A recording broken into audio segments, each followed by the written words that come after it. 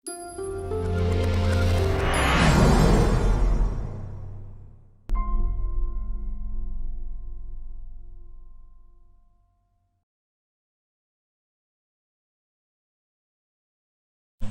adik-adik. Halo guys, halo teman-teman. Oh iya, teman-teman ya. Maaf. Oke, sebelumnya itu kami ingin berterima kasih terlebih dahulu kepada komunitas Permata Ibu Pertiwi karena memberi kami kesempatan untuk live streaming Sharing dan berbagi pengalaman kami dari Sabah hingga bisa kuliah di Universitas Negeri Yogyakarta. Nah, sebelumnya itu perkenalkan saya Reza Reykwenka dari alumni CLC Bingkor dan Sekolah Indonesia Kota Kinabalu. Dan sekarang berkuliah di Universitas Negeri Yogyakarta di jurusan Pendidikan Bahasa dan Sastra Indonesia. Dan perkenalkan, nama saya Rivaldo Carlos dari alumni Sekolah Indonesia Kota Kinabalu. Dan sekarang saya melanjutkan kuliah di Universitas Negeri Yogyakarta dan di Fakultas Ilmu Pendidikan Prodi Pendidikan Guru Sekolah Dasar. Wah, kakaknya ternyata calon-calon guru SD ya. Wow. Dan saya ditemani Reza yang akan menjadi Calon guru bahasa Indonesia. calon guru bahasa Indonesia. Amin. Nah, nih apa kak, kita mau sharing-sharing nih. Pertama, sharingnya tuh dari Kak Reza dulu, bagaimana pengalaman dari bersekolah di di CLC Bingkor dari SD sampai bisa melanjutkan ke SKK. Kalau saya sendiri,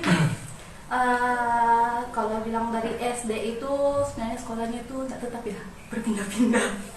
Kayak orang tuh yang tinggal berpindah. Nah, tetapnya itu waktu sudah sekolah di SD Budi Luhur 02 Asbon.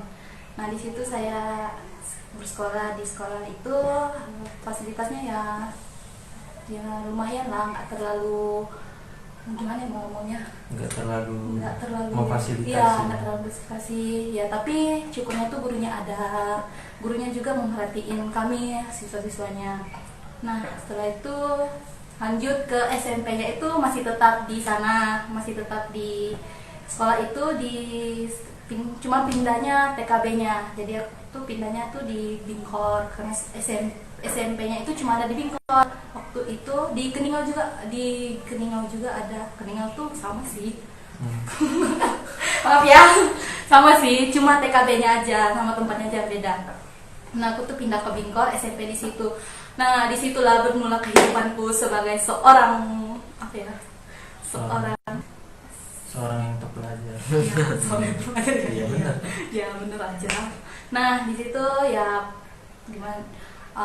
Sekolahnya itu dekat dengan ladang sawit. Nah, pasti yang dari CLC pasti tahu gimana rasa susahnya bersekolah di sebuah gedung yang kurang memfasilitasi, tapi semangat dari anak-anak yang di Sabah tuh semangatnya luar biasa. Walaupun gedungnya tuh kadang-kadang kalau hujan bocor, kadang-kadang angin kuat pun tanah masuk ke dalam, tapi semangat anak-anak di Sabah tuh tetap kuat. Itu yang sangat-sangat buat saya wow gitu, semangatnya untuk belajar itu yang luar biasa, walaupun dengan keadaannya yang tidak terlalu gimana ya, nggak terlalu memfasilitasi, tapi semangat untuk belajar itu yang ada. Nah, terus banyak hambatan juga. Dengan keadaan sekolah yang cuma berdinding kayu, anak-anak dari ladang pasti tahu. Nah, tadi Kak Reza sudah bilang pas SMP itu di Keningau. iya. Sekarang bagaimana bisa melanjutkan sampai ke masuk SKK? Nah, ini Bisa cerita pengalaman. ini paling aku tuh nggak tahu mau ngomong apa. Apakah keberuntungan atau rezekiku memang. Nah, pas itu waktu mau masuk SKK kan kita pasti seleksi tes tulis, wawancara. Nah, di situ aku sama teman-teman tuh coba-coba aja ke SKK gimana gitu. Apakah bakalan keterima atau enggak? Karena ya kan diseleksi. Nah, pas itu aku sama guru-guru tuh ngomong, kalian coba aja dulu ke tes prestasi. Nah, padahal di situ tuh kalau mau bilang aku tuh pintar nggak juga ya guys. mau bilang berprestasi nggak juga. Jujur. Nah, tapi mungkin karena data-data dokumen-dokumen itu lumayan lengkap, nah jadi aku tuh di situ nggak ada pemberitahuan bahwa aku tuh udah lulus gitu. Nah pas mau tes tulis, tes wawancara tuh aku kasih kakak lagi sama temanku cowok, sama yang lain-lain juga. Nah tapi aku sama yang cowok ini udah lulus, tapi kita nggak tahu bilang kita tuh udah lulus, udah bisa masuk ke SIKK.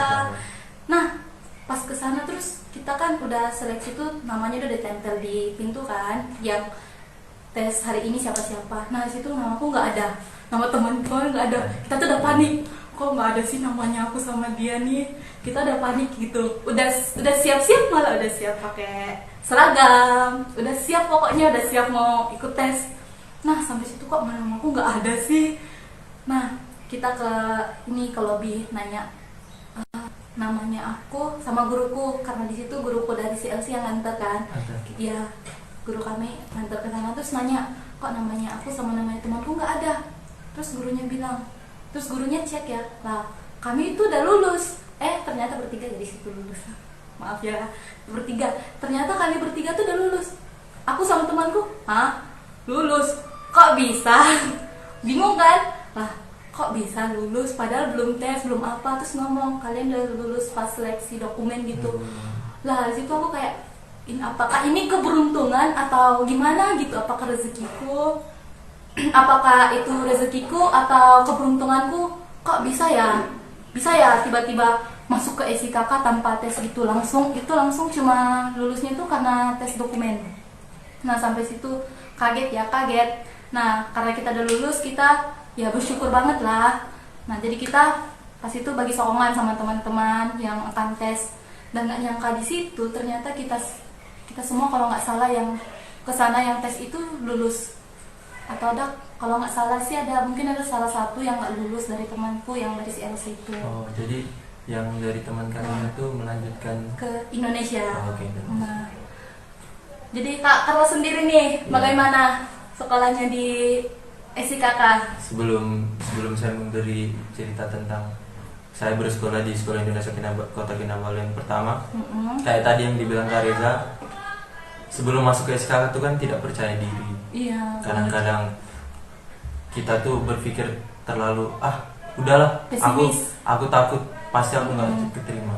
Terus saya ada satu tips buat teman-teman dan adik-adik. Kalian tuh kalau mau melakukan sesuatu jangan berpikir saya tidak bisa. Iya. Karena Tuhan tuh sudah mengatur jalan kita masing-masing.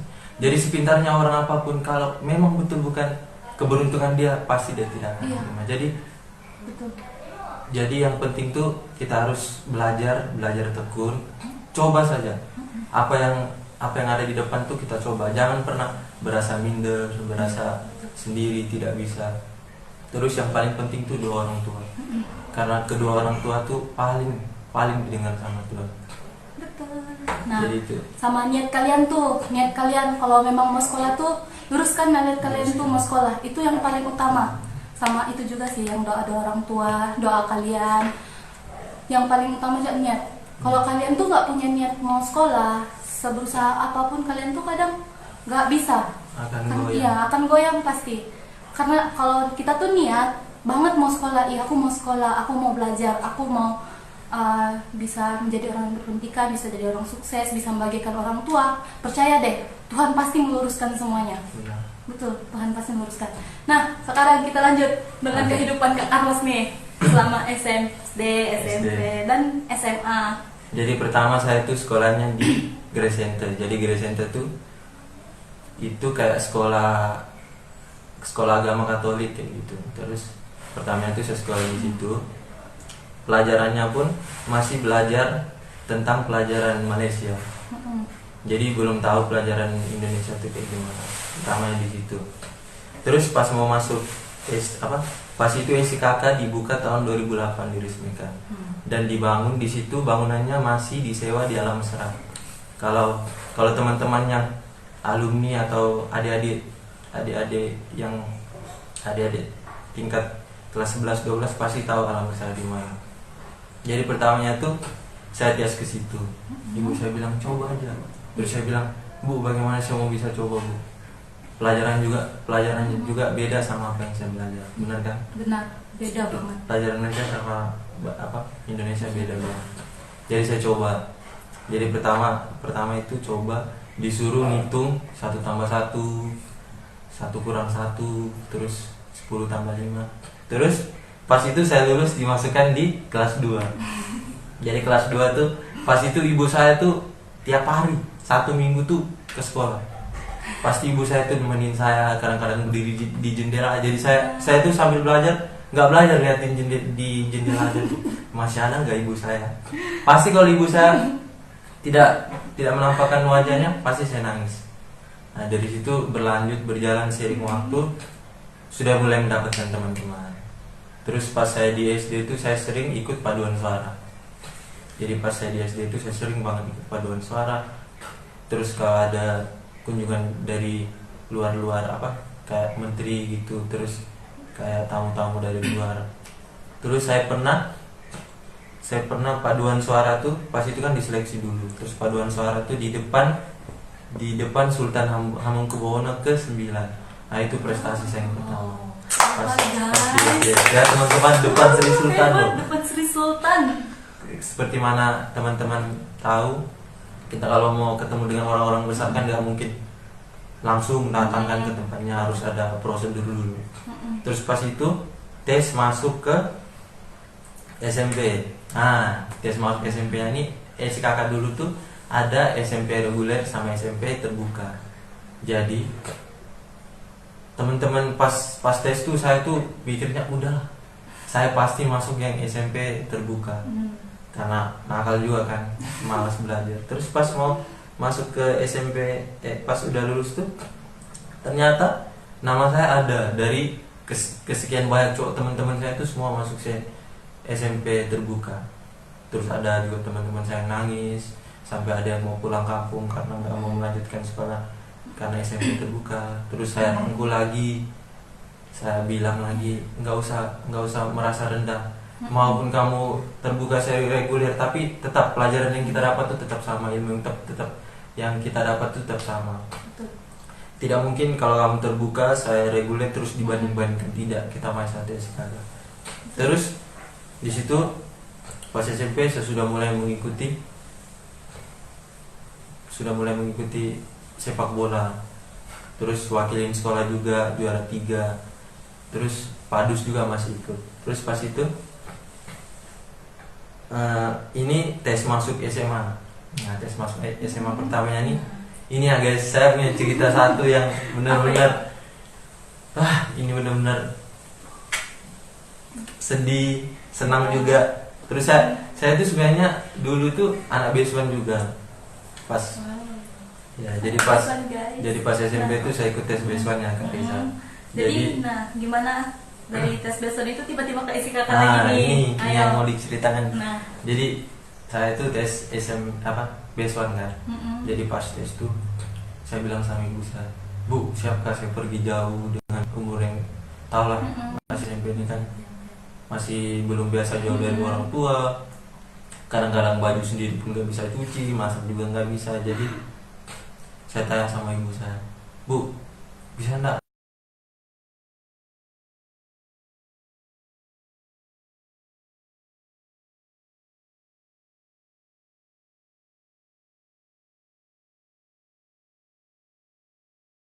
apa?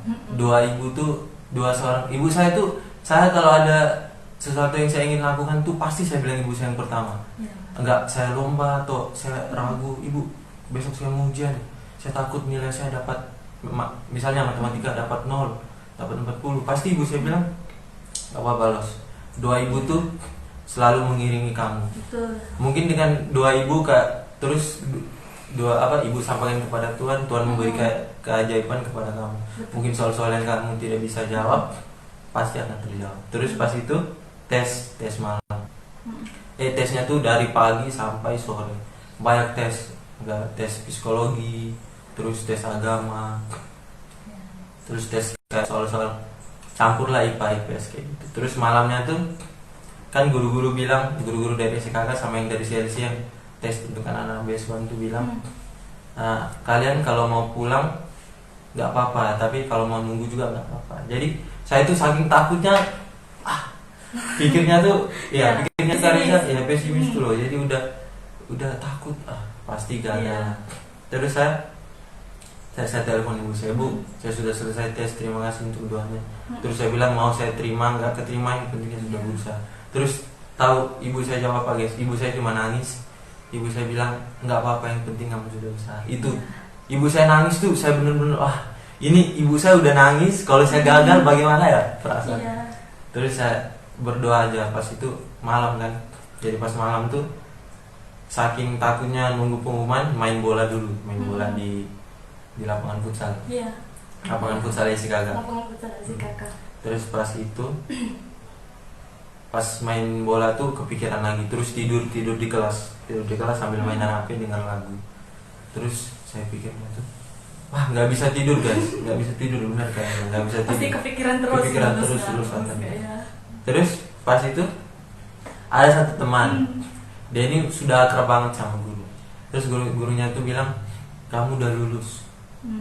Bilang sama ke temanku. Terus temanku bilang, Mas, ini pengumumannya udah keluar di dekat di Mading.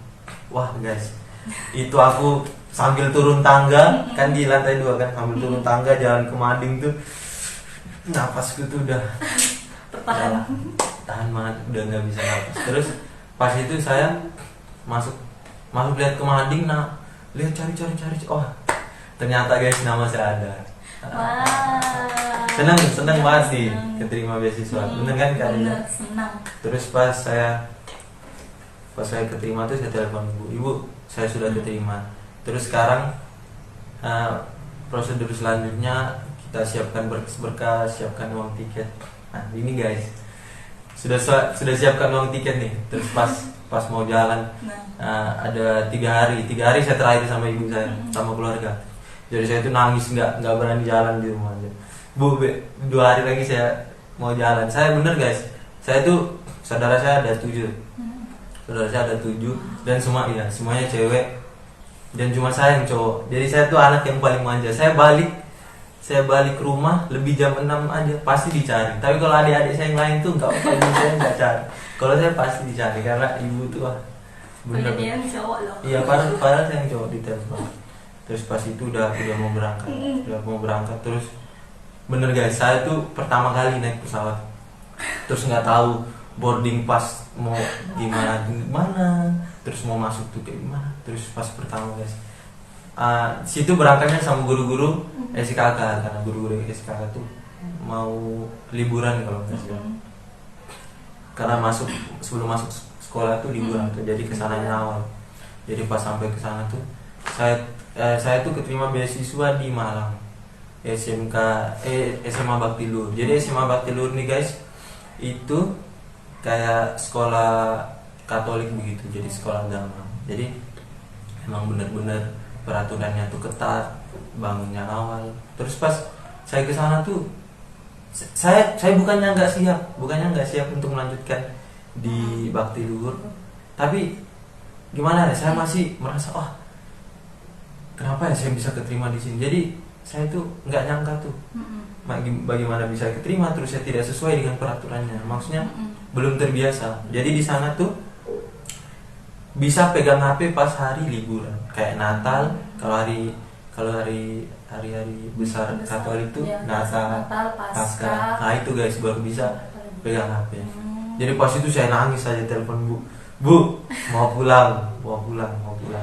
Terus saya chatting juga dengan Pak Idris, dengan guru saya. Guru SIKK kesiswaan. Teman-teman tahu. Terus pas itu saya bilang, Pak, saya nggak bisa, saya mau pulang. Terus pas itu ibu saya ke sekolah. Gimana ketemu sama kepala sekolah? Gimana Pak? Anak saya nggak bisa melanjutkan karena itulah banyak hambatan, tidak terbiasa. Terus pas itu lagi Pak Kemsek bilang ya nggak apa-apa kalau begitu dipulangkan aja. Kan pas itu Kak Reza juga mau ospek kan. Ini belum kenal Kak Reza. Ini belum kenal sama sekali. Jadi pas itu saya pulang. Dan di situ saya mau berterima kasih sama Pak Pak Fajar sama Pak Idris sama guru-guru yang lain banyak betul membantu. Terus pas saya pulang tuh, pertama saya ke Jogja dulu, jalan-jalan di Jogja. Di situ guys pertama saya kenal UNY, terus Sadar, terus UGM. Jadi saya tuh pikirnya pertama, wah UGM besar ya. Terus pikirnya saya pertama tuh, wah nanti kuliah mau UGM. Benar kan Kak Riza? UGM besar kan? Besar banget. Jadi saya mikir, sampai saya tuh bilang sama kayak Pak Heri, Pak, nanti kalau saya sekolah udah selesai SMA, lanjutin di UGM bisa nggak Pak? Bisa Mas, bisa banget. Yang penting kamu semangat belajar, tekun, berdoa, itu paling penting. Jadi pas itu udah keliling-keliling Jogja, udah ke Candi juga pas SMP. SMP udah ke Jogja guys, keren. Terus pas itu udah kembali ke sana, baru ketemu sama Kak Riza, melanjutkan SMA di SIKK. Itu kayaknya kita ketemu selama sebulan ya? Ya, selama sebulan baru kenal. Nah, kenapa? Kenapa? Karena ya gitulah.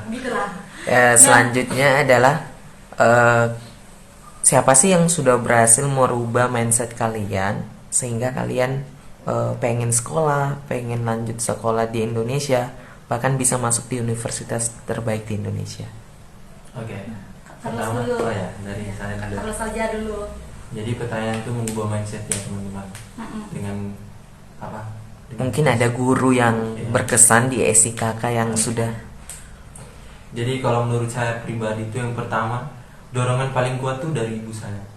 Jujur ya teman-teman, saya dari SD tuh malas banget sekolah. Karena apa? Saya tuh malas bangun pagi, kerjanya cuma nonton televisi. Terus saya tuh didorong terus sama ibu.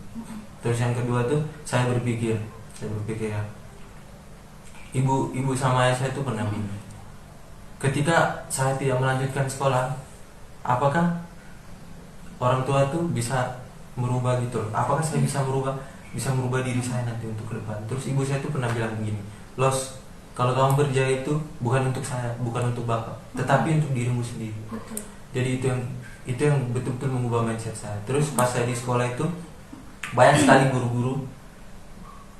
Saya sedikit jujur ya teman-teman, saya pas SMA tuh nakal banget, suka berantem, sering masuk ke siswaan. Terus pas sering masuk ke siswaan tuh, saya sering diberitahu sama guru-guru saya, Los, apa? Nakal bisa. Nakal tuh emang semua orang tuh pasti nakal dan tidak ada yang bisa melarang kenakalan seseorang. Tapi ingat, ketika kita nakal itu kita tahu batas. Saya tuh kalau pertama saya nakal, pasti saya ingat ibu saya. Saya berpikir kalau saya nakal, pasti ingat ibu. Wah, ibu pernah bilang kayak gini. Terus saya tuh pernah dibilang sama ayah saya, dia pernah titip saya satu pesan. Saya mau jalan jauh kemanapun, sampai sekarang saya di sini, saya tetap ingat pesan dia. Ketika kita semua teman-teman, terus kalau kita berteman sama orang tuh, biarpun orang itu jahat, orang itu kuat mencuri, kuat melakukan suatu perkara yang tidak baik, tapi kalau kita tetap baik di antara mereka tuh, pasti kita tidak akan terpengaruh. Jadi yang benar-benar mengubah mindset saya itu pertama orang tua saya, yang kedua guru-guru saya, yang ketiga teman-teman saya. Sebab pas saya di SMA tuh banyak juga hambatan kayak, ya tau lah kita pas di SMA tuh bercinta, terus kayak kalau sudah galau, nggak mau ke sekolah, terus nggak, malas belajar, mau berhenti sekolah. Nah itu yang saya sekarang Kak. Nah, kalau saya yang pertama itu ya sudah pasti orang tua yang mengubah mindset saya sendiri. Nah, dari kecil itu memang orang tua tuh mau kami itu semua tuh untuk berpendidikan.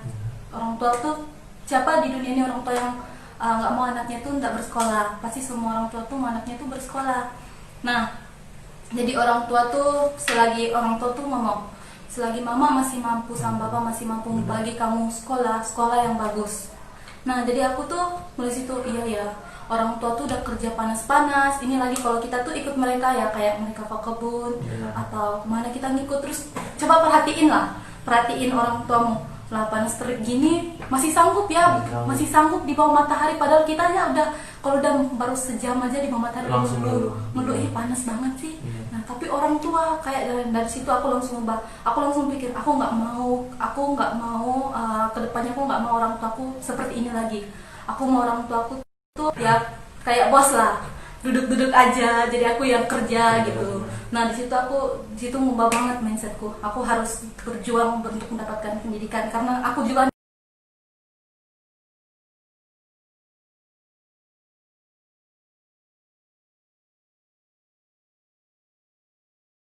nggak kerja, jadi kayak aku nggak mau adekku merasakan apa yang aku rasakan.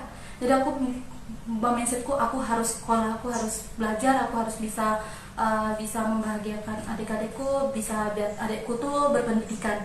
Nah setelah itu ya pasti guru. Nah yang bikin aku tuh kenapa mau ke Yogyakarta itu, yang pertama tuh ada guru, salah satu guru itu Pak Ketut, ingat ya? Nah Pak Ketut. Pak Ketut tuh kalau teman-teman yang GSK tahu, Pak Ketut Ya. tuh guru agama Katolik dan sekarang dijabatkan sebagai ketua kurikulum. Gitu. Nah, beliau salah satu guru yang ubah tuh yang mengubah tuh kayak mengubah mindsetku di Yogyakarta itu bagus. Nah, jadi di situ aku kayak terpanggil banget ya pas lagi nulis nih. Nah, ini paling ini. Pas lagi aku nulis tuh mau ke univ mana ya, mikir-mikir karena pasti ada ngomong kamu tuh nggak pinter. Jujur ya, aku pernah dibilang gitu. Kamu nggak pinter, nggak bakalan dapat di universitas ini. Situ jujur aku tuh udah minder, udah pesimis itu, tapi nggak tahu karena mungkin panggilan hati aku nulis aja mau ke UNS, tapi kayak berat banget sih tanganku, berat banget menulis. Ya udah aku ke ini aja lah, ya udah aku ngomong dalam hati, ya Tuhan aku pasrahkan aja kalau ini bener tempatnya. Ya udah aku tulis Universitas Negeri Yogyakarta. Nah di situ aku nulis, beliau salah satu guru yang mengubah aku juga, dan guru-guru lainnya juga ada. Nah yang ketiga tuh ada teman sahabatku yang dari kecil, itu juga yang mengubah mindsetku, yang selalu mendukung aku tuh. Pas SMA juga tuh, jujur ya guys, pas SMA itu aku pernah loh berpikir untuk nggak mau sekolah, karena waktu itu aku pernah berada di keadaan yang paling down, jujur itu berada di posisi itu aku berada di paling bawah, dengan jauh dari orang tua, dengan adanya keadaan gitu, aku kayak ya udahlah aku nggak mau sekolah. Aku sempat pikir gitu loh, udahlah aku nggak mau sekolah, aku diginiin, terus orang tua lagi jauh, aku udah kayak ya nggak sanggup loh gitu, nggak sanggup banget karena kayak aku lagi berjuang sendiri. Padahal dan setelah itu ternyata di situ aku punya teman-teman, dan teman-temanku itu yang langsung, Zah kamu harus kuat. Di situ juga ada salah satu guru agama juga, dia sering kami panggil kakak. Nah dia kalau di sekolah tuh dipanggil Bu Ren, sekarang dia udah nggak di sana. Nah dia salah satu yang selalu pegang aku, dukung aku tuh, ngomong kamu harus bertahan.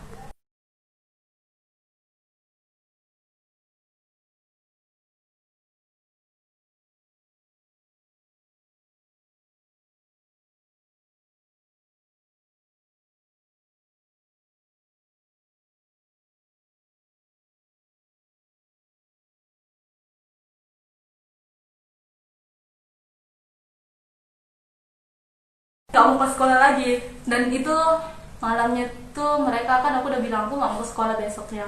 Malamnya tuh mereka tuh kan lumayan deket sama guru juga, ngomongnya apa, nah kalau kamu gak sekolah besok, aku minta izin sama guru ini, guru kesiswaan ini ngambil kamu di rumah. Di kos. Iya di rumah. Terus aku kayak mikir, ya mereka nih kalau ngomongnya tuh bener banget nih. Terus aku bilang gini, nggak mau nanti mereka bener-bener datang narik aku ke sekolah. Jadi aku tuh ya udah hadapi aja, aku bilang hadapi aja. Aku percaya Tuhan benar-benar pasti bantu aku. Ya udah, dan ternyata 1 bulan itu aku bisa lewati. Syukur aku bisa lewati 1 bulan itu, dan sokongan dari orang tua juga nggak pernah putus, sokongan dari guru-guru, kawan teman-teman juga nggak pernah putus. Jadi di situ aku bersyukur banget karena aku dibagi ujian dan aku dibagi juga pendukung. Nah, bagaimana nih bisa sampai ke Universitas Negeri Yogyakarta? Mungkin selanjutnya adalah ini dulu pesan untuk adik-adik kita yang akan seleksi BES1 tahun 2020 ini. Dan apa sih pesan terbaik untuk mereka supaya mau lanjut sekolah dan punya yang luar biasa tetap? Siapa dulu nih, Kak Carlos atau? Karisa dulu. Oke, nah kalau dari saya sendiri, kalau saya harapan saya untuk adik-adik tuh jangan pernah berpikir untuk mau putus sekolah. Jujur, jangan pernah berpikir untuk putus sekolah. Lagi-lagi untuk berpikir untuk mau setelah habis SMA ini aku mau nikah. Jujur, jangan sama sekali. Jangan sama sekali untuk berpikir seperti itu. Karena kalau setelah itu kalian udah nggak ada ini loh. Kayak gimana, udah kayak kalian tuh punya masa depan yang bagus tapi kalian memutuskannya. Jadi jangan pernah. Nah, sekarang ini peluang kalian untuk sekolah tuh besar. Banyak. Ya, luas malah kan. Benar. Dapat beasiswa. Nah, kejar peluang itu. Mungkin kalau bilang keadaannya itu yang nggak memungkinkan, jangan berpikir bilang di keadaanku kok gini, aku nggak mungkin bisa sekolah. Jangan berpikir tentang itu, tapi pikirkan aku harus bisa sekolah apapun hasilnya nanti. Percaya Tuhan tuh pasti menyediakan. Ya benar kan, Tuhan tuh pasti sediakan. Yang penting itu niatkan lurus kalian untuk sekolah, niat kalian, doa orang tua, apalagi ya, semangatnya itu jangan pernah kendor.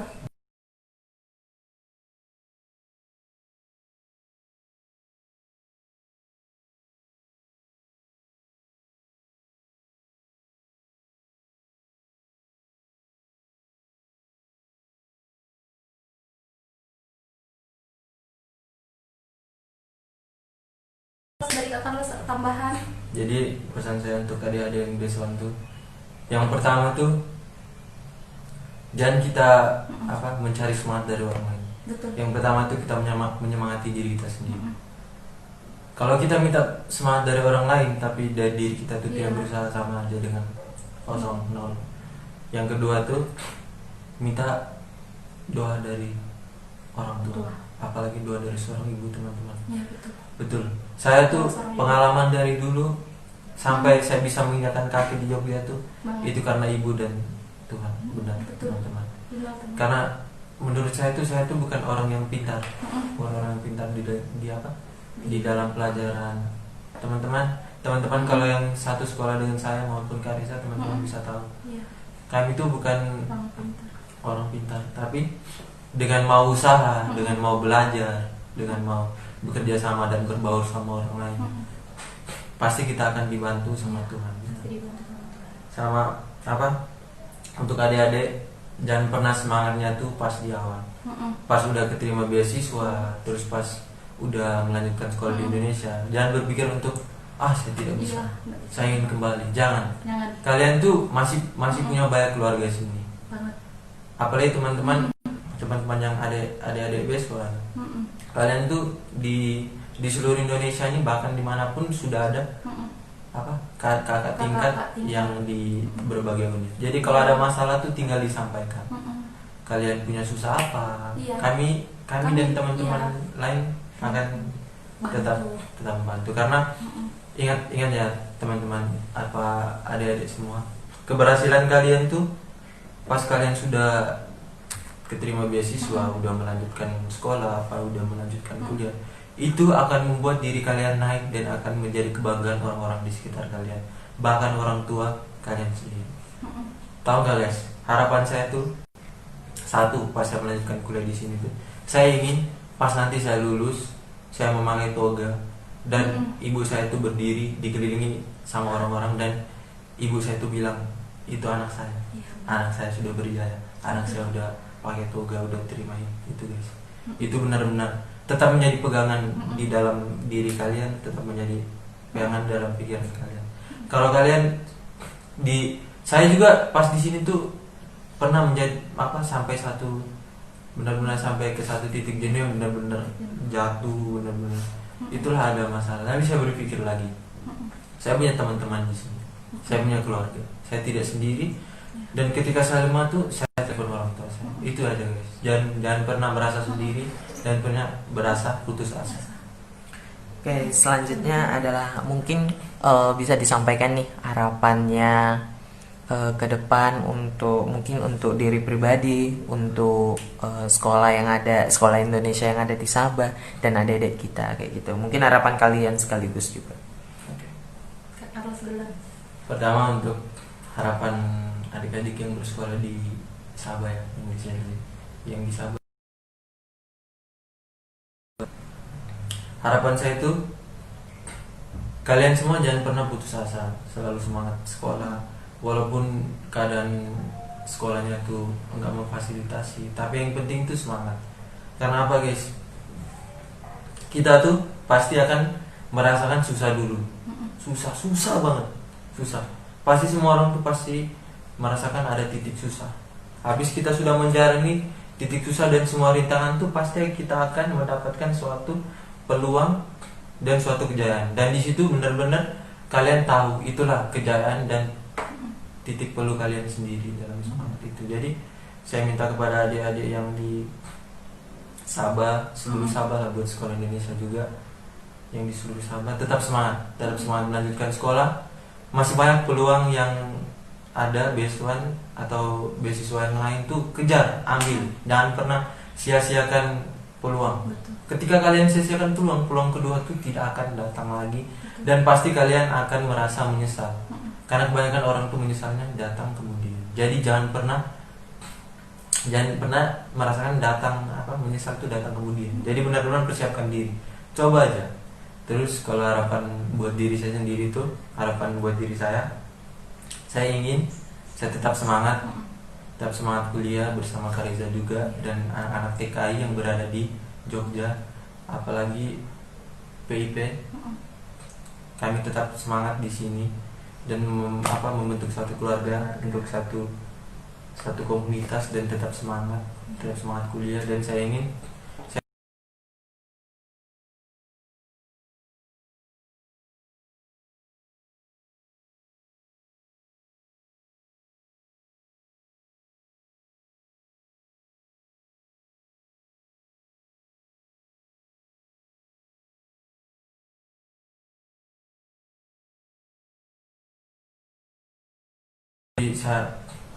saya minta kepada adik-adik atau teman-teman semua, pintar tuh bisa, tapi jangan pintar kita tuh untuk menyombongkan diri dan mempertinggi diri. Tapi kalau kita pintar, kita membantu orang-orang di sekeliling, membantu orang-orang yang tidak mampu, itu baru dikatakan pintar yang benar. Karena tidak mungkin kita bilang, si A bodoh, si B bodoh. Tapi kita tahu si A dengan si B ini bodoh, tapi mereka tuh membantu orang di sekeliling. Bukan dengan otak, tapi dengan perilaku mereka. Perilaku mereka itu membantu dengan ikhlas. Jadi itu harapan saya untuk kedepannya. Bagaimana dengan Kak Reza? Saya sendiri sebenarnya sudah tersampaikan oleh Kakak Carlos nih, sudah tersampaikan semua nih. Nah, mungkin tambahan aja. Nah, yang paling itu adalah itu pasti paling utama itu adalah doa, restu orang tua. Nah, itu yang paling utama. Untuk adik-adik yang di CLC sendiri, kalian sendiri lihat keadaan kalian kan, sekolahnya gimana, tempatnya gimana. Nah, kalau mungkin kedepannya kalian mungkin akan ada yang berada di Indonesia, mungkin akan bergaul di sinilah kalian. Tantangan terberat kalian adalah ketika kalian keluar dari zona nyaman kalian. Jujur, itu tantangan paling berat kalian. Disitulah kalian iman kalian. Di situ tantangan paling besar kalian. Nah, gimana sih kalau udah kayak gitu? Sebenarnya itu adalah dari diri kalian juga sendiri. Bagaimana kalian bisa menghadapinya itu? Kalau udah kayak berada di titik paling jenuh, titik paling bawah, jangan berpikir langsung aku nggak bisa. Jangan pikir langsung aku nggak bisa. Kalian jangan langsung pesimis gitu. Mungkin kalian bisa berada di kamar dulu. Tenangkan pikiran, berdoa, telepon orang tua. Yang paling utama adalah telepon orang tua. Sekalipun kalian nggak ngomong sih, bilang aku punya masalah kayak gini, nggak apa-apa. Tapi setidaknya kalian tuh ngomong sama orang tua, dengar suara mereka udah kayak obat paling mujarab loh. Benar. Udah kayak, kan pasti setiap orang tua juga punya beban kan. Mungkin ada yang bilang, aku nggak mau membebani orang tua aku, nggak apa-apa. Tapi tidaknya jangan sampai kalian tuh udah kayak nggak bisa ngomong terus kalian pendem aja. Jangan. Kalau bisa udah nggak bisa ngomong, langsung ngomong, ma aku nggak bisa udah kayak gini. Percaya deh, langsung kalian tuh kayak langsung lega, kayak lepas banget bebannya. bebannya lepas. Lepas banget. Dengar aja suara orang tua tuh kayak, kamu gimana nak, gimana hari ini, udah kayak wow, aku udah bisa, aku udah kayak nyaman gitu. Itu jangan pernah lost kontak sama orang tuanya, itu paling penting. Jangan pernah udah kayak di sini, woi aku udah di sini udah bebas. Nggak bebas guys. Kalian di situlah di situlah kalian akan berada di titik mana kayak lah. Jangan pernah bilang aku tuh udah bebas. Kalian tuh nggak bebas sebenarnya. Kalian tuh berada di posisi yang paling mana ya, zona di tengah aja, zona bukan nyaman, zona nyaman. Gitu aja. Nah, Oke, selanjutnya terima kasih buat harapannya. Selanjutnya adalah kesan dan pesan untuk guru-guru SIKK atau guru-guru yang pernah mendidik Mas Carlos dan Mbak Reza. Silakan.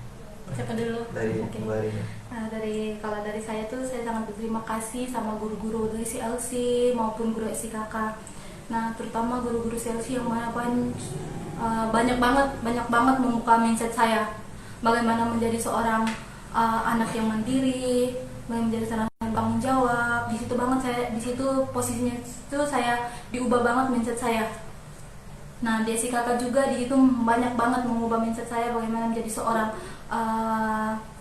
anak sekaligus menjadi seorang perempuan sekaligus menjadi siswa. Di situ banyak banget mengubah mindset saya.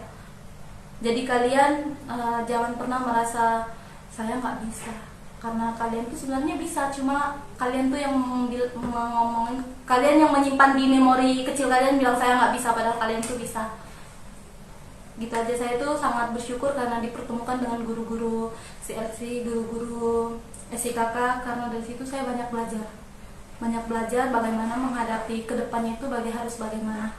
Sampai sekarang juga itu masih ada kontak-kontak juga sama guru-guru sana. Ingat guys, jangan pernah kalau udah kalian juga udah keluar dari sekolah itu jangan langsung bilang iya aku nggak mau udah chat sama guru ini. Jangan.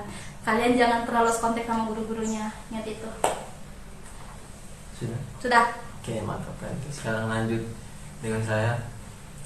Kesan dan pesan saya tuh pertama gini guys. Kita tuh jangan pernah membandingkan semua guru, maupun itu guru CNC, maupun itu guru sekolah Indonesia Kinabalu. Yang penting kalau kalian lihat guru, Pak yang ini guru CLC aku nggak kenal, nggak masalah, jangan guys. Jumpa, sapa, tanyakan kabar. Betul. Karena tugas menjadi seorang guru itu bukan senang, harus membimbing betul-betul dari nol. Dan kalau dia bisa mengubah seseorang itu menjadi yang lebih baik, dia akan pasti merasa gembira. Itu adalah pesan saya. Salah hormati guru-guru kalian. Terus saya pun mau berterima kasih kepada guru-guru yang telah mendidik saya dari SD, SMP, SMA sampai saya bisa melanjutkan kuliah. Terus pesan saya itu kepada guru-guru di SKK maupun CLC selalu semangat mendidik generasi terbaru, generasi milenial yang akan mengubah hidup mereka menjadi orang yang terbaik dan membanggakan orang tua mereka. Jadi tetap semangat. Itu saja dari saya. Oke, terima kasih. Dan selanjutnya adalah apa sih yang pengalaman luar biasa selama sudah kuliah di 2 semester ini, dan mungkin yang lainnya bisa jadi termotivasi yang mungkin masih SMP, mungkin masih SMA, akhirnya mereka punya niat yang besar untuk bisa masuk di kampus-kampus terbaik di Indonesia. Kayak gitu. Carlos dulu. Oke. Pertama, saya tuh di 2 semester nih ya teman-teman. Pertama jujur saya pas masuk kuliah tuh saya bingung karena teman-teman saya semua orang Jawa. Jadi ngomongnya kita tuh mereka nggak paham, nggak tahu ngomong apa. Jadi kalau mereka ngomong Jawa juga saya diam. Jadi terus di situ saya merasa mereka mendiami saya atau apa, tapi teman-teman saya tuh malah mendekatkan saya, ajak saya ngobrol, ajak saya berteman. Jadi saya tuh di PGSD ya teman-teman. PGSD itu ada 46 mahasiswa dan cuma 2 orang cowok. dua orang cowok karena guru ya guys. Jadi peminat menjadi seorang guru kalau cowok tuh dikit banget, yang banyak tuh cewek. Jadi apa, pertama tuh saya tuh dibilang sama kakak tingkat saya pas saya ospek PKKMB, saya tuh dibilang, Carlos, kamu tuh punya talenta, punya bakat, jadi nanti saya tunggu di HIMA ya. Jadi saya tuh guys daftar HIMA. Terus peminatnya HIMA di PGS tuh banyak banget. Sungguh ya benar kayak gitu. Lumayan banyak peminat di HIMA tuh. Jadi saya mengikuti alurnya, prosedurnya, ikut LDKM-nya, terus ikut mentoringnya. Emang agak susah sih, tapi situ benar-benar memukul mental kita untuk bisa berorganisasi. Jadi saya tuh pas saya sudah di kuliah tuh saya langsung bingung, wah kok saya bisa ngomong depan orang ramai ya, kok saya bisa ngomong sama teman-teman kayak gini. Padahal saya dulu tuh kalau ngomong pas presentasi juga, kalau pas SMP SMA tuh masih kaku-kaku. Tapi sekarang saya bersyukur sama Tuhan, saya bisa keterima di HIMA PGSD kampus 1 di Staf MIBA. Staf MIBA tuh teman-teman, Staf MIBA tuh minat dan bakat, dan di situ benar-benar banyak sekali peminatnya. Dan saya bersyukur saya bisa menjadi salah satu keluarga di HIMA PGSD kampus 1. Karena untuk mengikuti divisi MIBA tuh susah banget. Nah itu prestasi saya pas saya di semester 2. Terus prestasi saya yang kedua tuh ada lomba Ormawa Cup. Jadi Ormawa Cup ini diikuti seluruh Fakultas Ilmu Pendidikan. Terus yang dilombakan tuh seni sama olahraga. Terus pas itu saya ikut seni lombanya seni. Jadi saya ikut lombanya seni itu, saya di situ berperan sebagai pemain ukulele. Saya juga tahu ukulele itu pas saya SMA kelas 3. Itu juga ukulele punya teman karya namanya Laude, teman kelas. Nah itu saya sering main. Terus kan kalau kita sebagai maba itu disuruh isi formulir hobinya apa. Jadi cutting saya itu bingung mencari satu personil buat main musik itu siapa. Jadi benar-benar yang tulis musik itu cuma saya. Terus cutting saya, Carlos kamu bisa apa? Bisa main ukulele. Bisa nggak ikut lomba besok? Beneran guys, H-1 saya disuruh ikut lomba. Dan benar-benar saya satu malam tuh genjreng terus sampai ibu kos saya naik marahin saya, Mas udah malam. Oh iya Bu, bentar lagi, dikit lagi 5 menit. Terus menjadi 15 menit. Bener. Terus pas udah ikut lomba nih, saya kebentaran banget. Saya salah satu maba yang mengikuti lomba itu. Yang lain semua angkatan 2017 2018. Dan tahu deh guys hasilnya, saya mendapatkan juara 1 di seluruh prodi. Dan pas itu sudah juara 1 kan mewakili fakultas buat lomba Kopma. Tapi pas lomba Kopma itu tergendala karena yang mewakilkan dari semua fakultas itu cuma 3 fakultas, FIP, Fakultas Ilmu Pendidikan, FIK, Fakultas Ilmu Keolahragaan, sama FE, Fakultas Ekonomi. Karena tergendala di situ dari panitia Kopma, kompetisi mahasiswa tuh tidak mengadakan lomba seni musik. Jadi itu keberuntungan sama prestasi saya pas di 2 semester ini. Nah, kalau Mbak Reza? Kalau saya sendiri tuh buat masa sekarang masih belum siap lagi tuh, masih mau gimana ya? Masih mau pelajari dulu tata bahasa Indonesia, masih mau menyesuaikan dengan menggunakan bahasa Indonesia yang baik dan benar. Karena kan saya tuh memilih pendidikan bahasa dan sastra Indonesia. Seperti teman-teman tahu ya, menjadi seorang ahli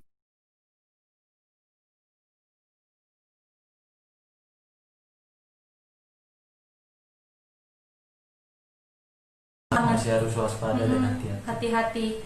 Nah karena itu saya masih kayak mau ikut ini, tapi masih mikir lagi apakah bahasanya tuh bakalan bener. Soalnya sedangkan masih bikin aja kayak laporan gitu, tata bahasanya masih Nyaman di Indonesia, apakah ketakutan itu udah terjawab? Silakan. Dari saya dulu. Sebenarnya kalau jujur dari pribadi saya sendiri, ketakutan semua itu sudah terjawab ya teman-teman. Sudah terjawab bagi diri saya. Karena saya dulu pas SMA, pokoknya pas zaman persekolahan lah. Saya tuh orangnya nggak percaya diri, terus takut mau melakukan ini, takut mau melakukan itu. Sampai tadi saya pernah bilang, saya tuh tidak berani ngomong di depan orang. Terus saya masuk organisasi juga, saya disuruh mimpin rapat, disuruh jadi MC. Itu benar-benar memukul mental saya, benar-benar memukul. Saya nggak ada pengalaman, jadi itu benar-benar ketakutan dalam diri saya tuh semua sudah terjawab. Pas saya menjalani di perkuliahan semester 1 semester 2 dari yang saya nggak bisa.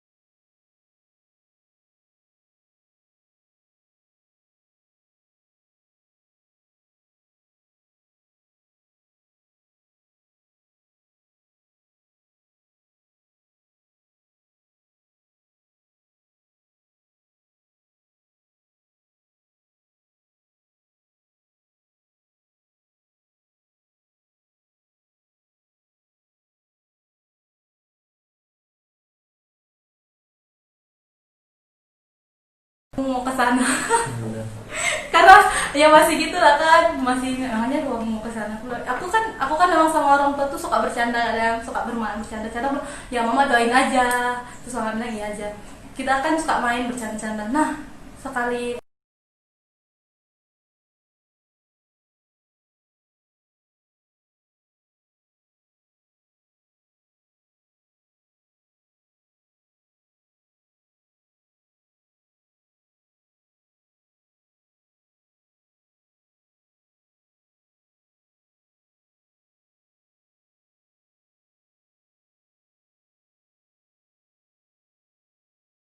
kiri itu bisa nggak ya bergaul sama orang di sekeliling itu bergaul. kadang terkadang susah. Tapi kalau dari kita sendiri menjalani dengan rasa nyaman, dengan hati Iya. terbuka, pasti semua akan baik-baik Pasti saja. semua akan baik-baik saja. Itu pertamanya ketakutanku, bisa nggak ya. Nah, lama kelamaan prosesnya itu lama kelamaan, oh ternyata aku bisa di sini selama sekarang udah hampir 9 bulan ya kan, kita kelas 9 bulan Udah bisa mau betah. hampir setahun guys. Semester pertama tuh memang ya jujur ya guys, memang masih kayak ingat rumah, nangis. Iya, Masih saya- kayak aku mau pulang. Bukan cuma Kak Reza, saya juga sendiri kalau cowok kalau tidur di kamar pada dengerin lagu nangis. Ya kayak gitu, kadang tuh sampai nangis sampai teman sekamarku, jangan nangis lah, nanti aku juga ikut nangis. Kita tuh gantian, aku nangis dia ikut nangis, dia nangis aku ikut nangis selama itu semester 1. Nah semester 2 ini udah kayak ya udah bisa lah, udah bisa menyelesaikan, udah bisa, oh ya hidup di sini udah kayak, oh ya, aku udah bisa melewatinya. Nah itu guys, seperti yang Kak Karus bilang tadi, jangan awal-awal aja semangatnya, nanti kedepannya itu pasti akan lebih banyak tantangannya. Benar. Jadi kita tuh harus tetap semangat. Karena tantangan dan hambatan dan bicara atau kata-kata dari orang lain itu tidak datang cuma sekali. Tantangan dan masalah itu datang akan terus. Jadi disitulah cara kita mendewasakan diri. Iya. Dengan melalui rintangan itu, bukan menjauh. Kalau kita punya masalah, kita jangan melarikan diri. Iya, betul. Maju. Maju. Tanggung jawab dengan masalah. Betul. Tanggung jawab. Harus tetap maju. Oke, sebelum ditutup mungkin ada kata-kata yang sangat memotivasi kalian atau mungkin yang juga bisa memotivasi orang-orang di luar sana bahwa sekolah itu penting, hadapi aja melalui proses perjuangan dan setiap pengorbanan. Mungkin ada kata-kata dari kalian sendiri, kata-kata mutiara untuk buat semua yang telah nonton live streaming kalian hari ini.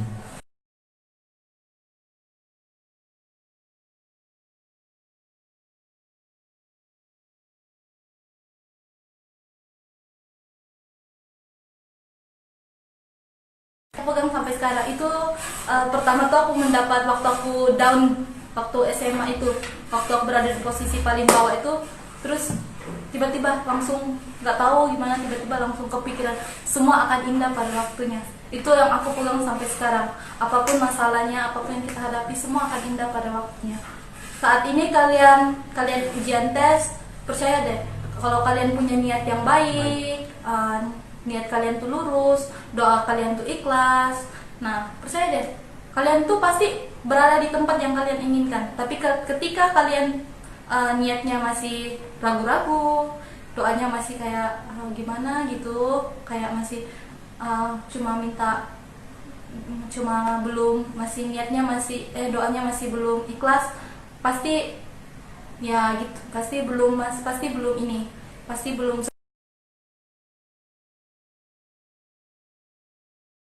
itu udah bagus. Percaya deh, kalian akan berada di tempat yang kalian inginkan. Oke, selanjutnya saya tuh dari SD, SMP, SMA tuh punya satu kata-kata aja. Ini benar-benar saya benar-benar bikin sendiri. Jadi kata-kata pulang dengan kejayaan. Jadi adik-adik B1 atau adik-adik yang ingin melanjutkan kuliah, jadi kita datang tuh dengan penuh harapan, penuh sukacita, penuh semangat. Jadi kita datang tuh benar-benar penuh harapan kita kesini tuh kuliah. Betul. Kuliah, terus lulus cum laude, terus kita Kedepannya bisa menjadi orang sukses, menjadi orang sukses, bisa menjadi kebanggaan orang tua. Terus Pas kita datang udah dengan harapan, kita pulang membawa kejayaan bukan untuk diri sendiri, tapi untuk orang tua, untuk keluarga, untuk teman-teman, sama untuk orang-orang yang pernah